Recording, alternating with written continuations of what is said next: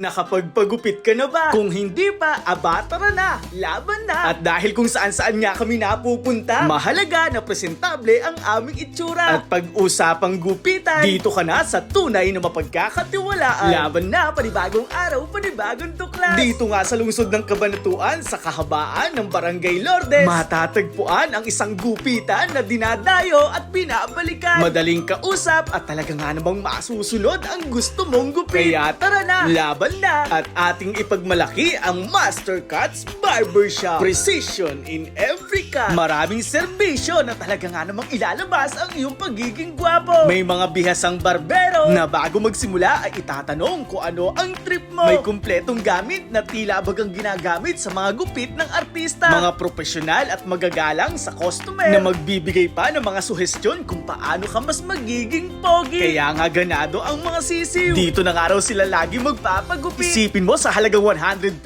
pesos lang. Magandang gupit, magandang ambience, profesional na mga barbero, tapos air condition pa. At alam nyo ba mga lodi kung ano ang maganda sa Master Cuts? Sila lang naman ang kauna-unahan at nag-iisang barbershop sa Nueva Ecija na TESDA Accredited Training Center. Kaya nga kung gusto mong matuto magupit, pwede kang mag-training dito sa Master Cuts. Hangad din kasi nila na makatulong sa ating komunidad. Kaya handa silang ibahagi ang kanilang natututunan para sa pagpapaunlad ng kabuhayan ng ating kababayan. Ang isa sa mga dahilan kung bakit binabalikan ang Master Cuts ay ang kanilang pulido at malinis na gupit. Detalyado at hindi inaapura. Kaya paglabas ng customer, panigurado masaya. Para din sa inyong kaalaman, open sila for franchise. Pwede rin maging business partner. Isipin mo yon, magkakaroon na ng Master Cuts dyan sa inyong bayan. Natiyak na hindi kayo mapapabayaan dahil sila ang bahala sa inyo. Marami na at marami pa ang patuloy na sumusubok sa serbisyo ng Master Cuts. Pag inyo kasing na-experience, panigurado, babalik at babalik kayo. Bukas sila dito araw-araw mula alas 9 ng umaga hanggang alas 8 ng gabi. Huwag nang magpatihuli dahil inaabangan ka na nila. Ito po muli ang Team Laban na palaging naghihikayat na suportahan at tangkilikin natin ang kabuhayan ng ating kababayan. Sama-sama natin ipagmalaki ang husay ng mga Novo Ecijano pagdating sa pagiging barbero. Maraming salamat sa pagsama hanggang sa muli. Paalam, ingat and God bless. Laban na!